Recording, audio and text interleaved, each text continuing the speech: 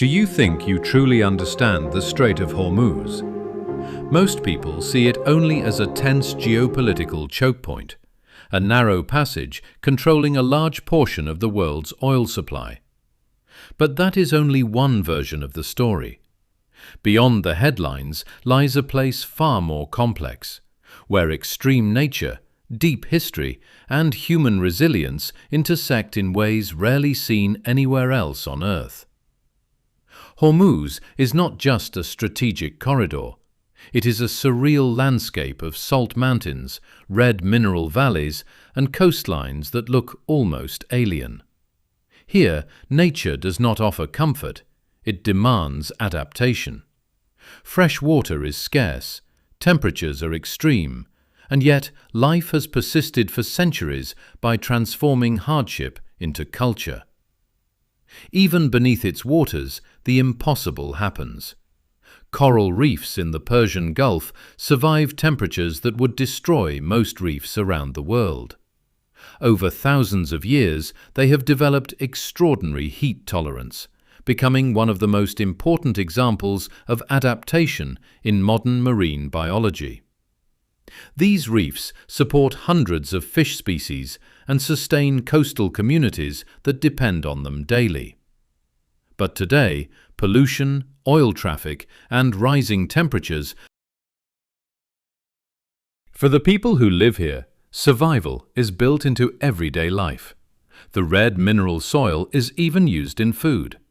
Fishing routes are guided by inherited knowledge of the sea. On Qeshm Island, life follows the rhythm of heat rather than time. Work begins before sunrise, stops during extreme midday temperatures, and resumes in the evening.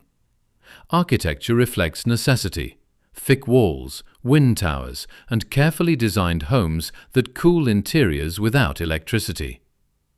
In villages like Laft, ancient wind towers channel air to reduce indoor temperatures naturally, while a system of hundreds of wells once preserved scarce fresh water through careful rotation.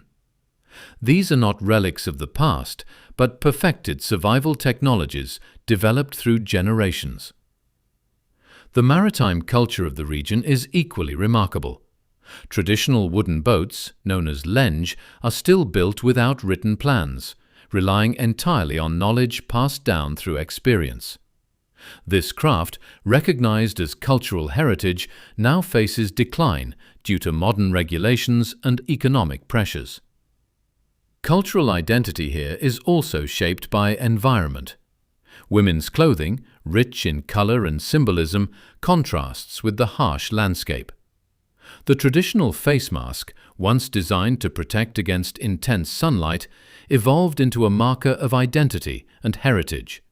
Today, like many traditions, it risks disappearing as younger generations move toward modern lifestyles. Across the water, in the isolated village of Qumzar, a unique language has developed, blending Persian, Arabic, Portuguese, and other influences. It reflects centuries of passing traders and empires, preserved only because of the village's isolation. But even this linguistic heritage is now at risk as younger generations leave. The Strait of Hormuz, by all logic, should not sustain life as it does. Its environment is too extreme, its resources too limited, and its pressures too great. Yet it has produced systems of survival, culture, and knowledge that continue to function under conditions most of the world is only beginning to face. In many ways, Hormuz is not an exception. It is a preview. A place where heat, scarcity, and instability are not future threats, but long-standing realities. The people here did not wait for crisis to learn resilience. They have lived it for centuries. And perhaps the real question is not what Hormuz is, but whether the rest of the world is paying attention.